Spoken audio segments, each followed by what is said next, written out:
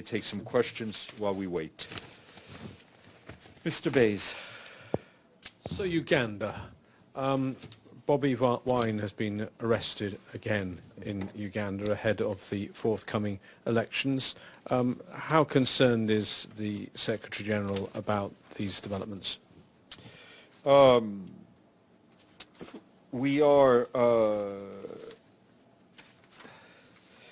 We've been following, I think, the developments around Uganda and the the presidential campaign. I think it's very important that state institutions, particularly security forces, act in a manner that respects human rights and the principle of the rule of law in order to for an inclusive and broad participatory political and environmental process.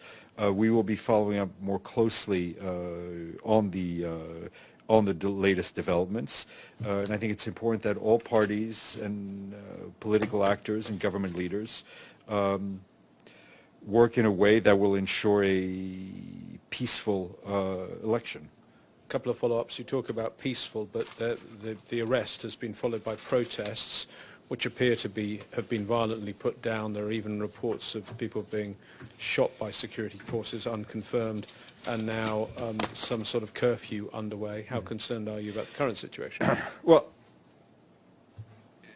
people have a right to demonstrate peacefully. Any excessive use of force by security forces anywhere is of concern to us. It is important that there is a space provided for people to express themselves, whether in demonstration or through a democratic process.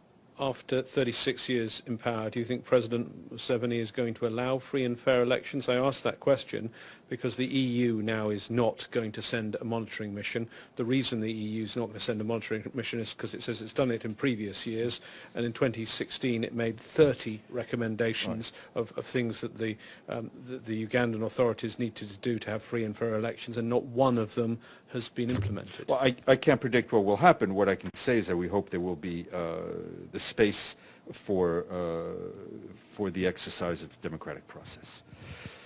Maria, if that is you behind the mask.